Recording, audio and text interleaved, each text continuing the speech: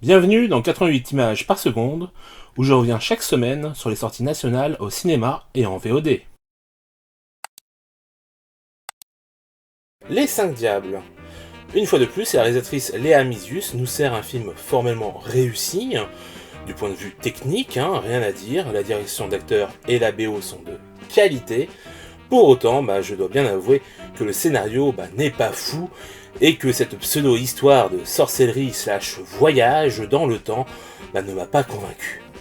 Un résultat assez mitigé qui reste cependant pas désagréable. 5 sur 10. Everything, Everywhere, All at Once. Un très bon film aussi bien sur le plan technique qu'au niveau de son histoire. Si le film peut paraître compliqué de par sa forme et des diverses métaphores et hyperboles qu'il emploie, ça reste finalement un drame familial assez simple qui met en lumière les problèmes entre les générations, entre les différences idéologiques et les soucis de communication. J'ai beaucoup aimé les références à d'autres films ou réalisateurs, la photographie du film est particulièrement bien travaillée, le casting est très bon et mention spéciale pour Ke-huy Quan qui est extraordinaire dans son rôle. En somme, un film excellent qui arrive à faire ce que Matrix 4 et Doctor Strange in the Multiverse of Madness n'ont pas su. 8 sur 10. La page blanche. Adaptation de la bande dessinée du même nom, de Boulet et Pénélope Bagieux, par Muriel Magellan. On ressent tout de suite l'influence de la bande dessinée sur le long métrage, surtout dans certaines scènes qui dégagent une certaine poésie. La réalisation est assez réussie et propose par moments de jolis cadres. Les acteurs sont bons, on regrettera un peu que le personnage principal était nul avant qu'elle perde la mémoire et qu'il faille donc un événement si lourd et important dans sa vie pour qu'elle s'en aperçoive. Mais bon. Si le film peut vous pousser à l'introspection et permettre à certaines personnes d'être une meilleure version d'elles-mêmes, pourquoi pas. 6 sur 10. Chabou. Documentaire sur un jeune issu d'une famille caribéenne néerlandaise. Le film évite tout misérabilisme en accent le film sur Chabou, un jeune homme de 14 ans très charismatique. Le film est si maîtrisé qu'on se demande en le voyant si certaines scènes n'ont pas été quelque peu scriptées. C'est dire si ce que l'on voit est assez dingue par moment, que ce soit du point de vue narratif ou technique, avec certains chants contre chants qui font très fictionnels. J'aime bien le rendu, même si cet aspect limite fictionnel est assez perturbant, il faut bien l'avouer. J'aimerais beaucoup aller plus loin concernant le film, et voir un making-of ou des interviews pour savoir comment la réalisation s'est fait. 6 sur 10. Rebelle. Film sur la radicalisation d'un jeune belge d'origine marocaine sous forme de tragédie musicale. Ces moments musicaux sont particulièrement travaillés avec un aspect entre le clip et la comédie musicale, le plus souvent en plan séquence comme les scènes de guerre, ce qui rajoute au réalisme et à la prouesse artistique. Le film n'a coûté que 8 millions alors qu'on a l'impression d'être devant un blockbuster. Les réalisateurs savent être économes et tirer le meilleur du peu qu'ils ont.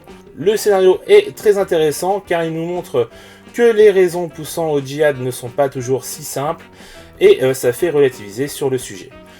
Tout en atténuant pas la violence et l'atrocité de la situation.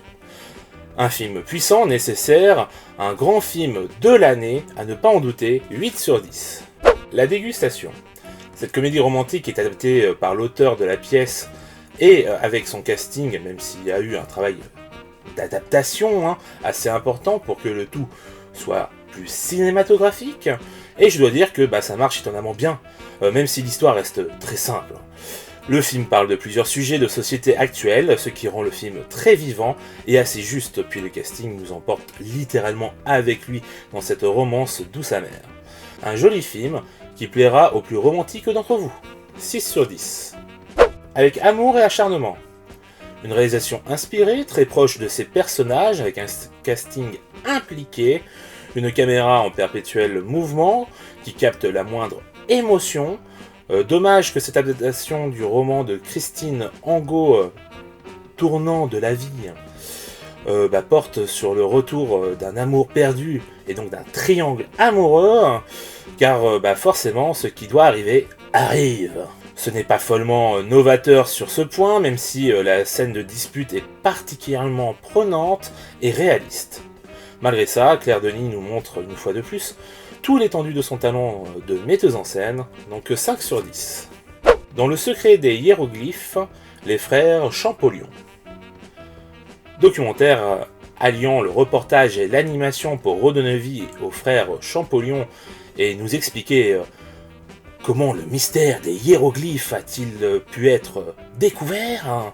C'est passionnant pour n'importe qui, même si la forme reste malheureusement trop classique et télévisuelle à mon goût, mais pour n'importe quel passionné d'Égypte ancienne, c'est captivant du début à la fin. J'aurais préféré un biopic tout en animation, mais bon, on arrive tout de même à rentrer dans cette course folle aux hiéroglyphes, et il faut bien dire que pour ces deux frères, cela a dû être quelque chose que de faire ainsi partie de l'histoire. 6 sur 10. Le visiteur du futur. François Descraques réalise un film qui parle aussi bien aux fans de la première heure de la web-série qu'aux néophytes, en axant son film sur un conflit intergénérationnel avec de nouveaux personnages, toujours la question de l'écologie, puis toujours ce ton qui oscille entre la comédie et le drame, sans oublier le retour de tous les personnages hauts en couleur qu'on aime tant. Le passage sur grand écran est réussi, même si on sent toujours la débrouillardise afin de donner vie aux visions du réalisateur/scénariste. Pour autant, ça reste très bien foutu et on passe un très bon moment.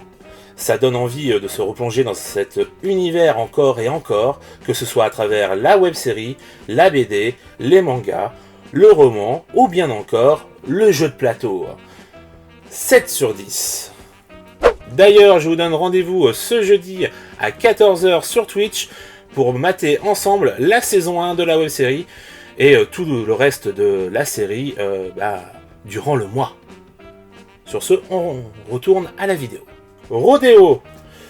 Coup de cœur du jury, un certain regard à Cannes. J'ai du mal à comprendre comment cela est possible. Car si la réalisation est réussie, je trouve que le film manque cruellement d'empathie. On ne ressent aucun attachement pour le personnage principal et du coup j'ai eu beaucoup de mal à entrer dans le film, surtout que l'histoire se résume à ce qui nous est montré dans la bande-annonce.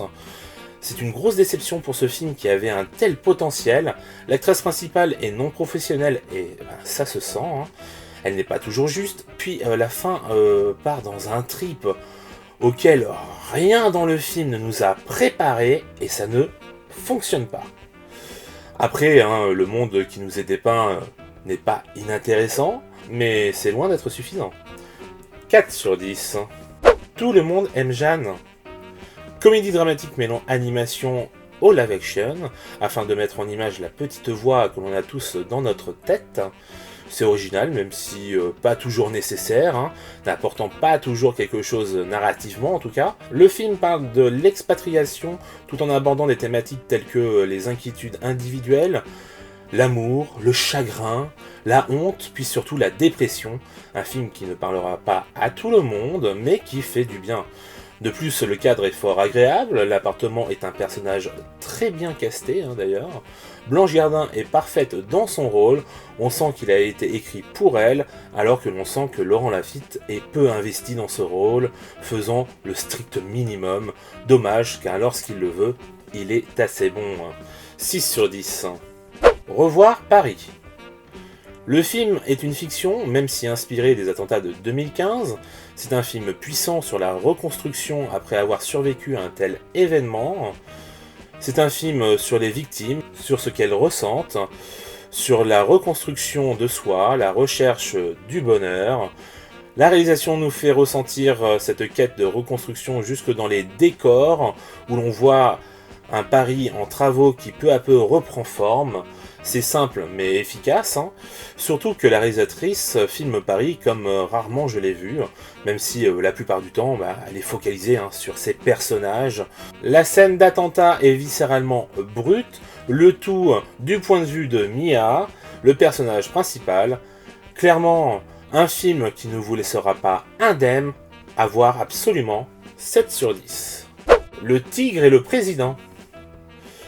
Une fiction historique sous forme de conte, avec le président ayant été en fonction avec le moins de temps qu'on ait vu, à savoir 6 mois. Le film est assez original et fonctionne, même si la comédie repose beaucoup sur des événements assez tristes finalement. Au vu de ce qu'il se passe, il y a un côté Amadeus qui fait mal au cœur, surtout que le film dépeint son personnage principal comme un gentil naïf, plein de bonne volonté et travailleur. Un personnage sincère qui voulait le meilleur pour ses compatriotes, qui finalement ne sera retenu que pour son non-événement lors de sa disparition d'un train.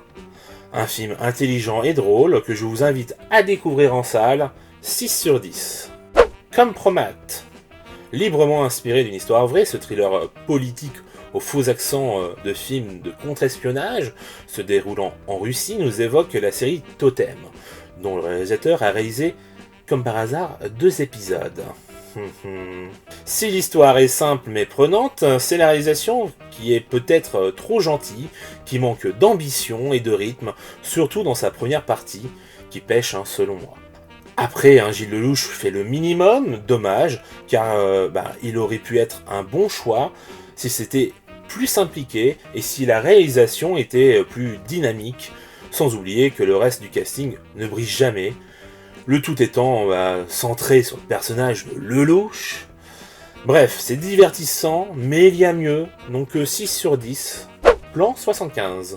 Pour son premier long métrage, Chie Ayakama, la réalisatrice a décidé de faire un film d'anticipation sur l'euthanasie légalisée pour faire face au vieillissement de la population.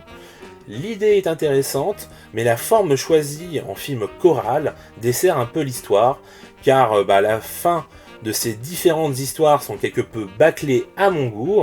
Sinon, la réalisation est de qualité, les comédiens sont bons et l'histoire semble assez réaliste au vu de ce que je sais des us et coutumes du Japon. Un film intéressant, mais qui aurait pu plus approfondir ces différentes histoires. 6 sur 10. Obi-Wan Kenobi, le retour d'un Jedi. Making of de la série, c'est consensuel as fuck, tout le monde il est beau, tout le monde il est gentil, et tout le monde il est content. Putain, ça donne envie, En dehors des banalités de ce genre, on voit effectivement que les acteurs de la prélogie sont heureux de se retrouver et d'apporter une nouvelle pierre à l'histoire de leur personnage. On voit des images d'archives de la prélogie qui font bien plaisir, mais sinon on n'apprend quasiment rien sur comment s'est faite la série, si ce n'est quelques entraînements au sabre laser. Donc bof quoi, 4 sur 10. Donc pour ces 2 semaines, j'ai surtout un film à vous encourager à voir absolument. Il s'agit donc de Rebelle. Pour moi, c'est un des meilleurs films de l'année. Alors je sais que en plus là les critiques ne sont pas bonnes, donc vraiment soyez curieux, allez vous faire votre propre avis, car le film le mérite. Déjà, ne serait-ce que techniquement, vous allez voir, c'est magnifique, vous allez vous prendre une claque.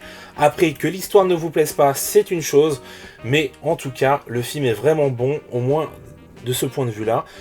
Donc je vous invite à le découvrir et à passer un bon moment, je l'espère, devant. Bref, je vous dis à la semaine prochaine. Ciao!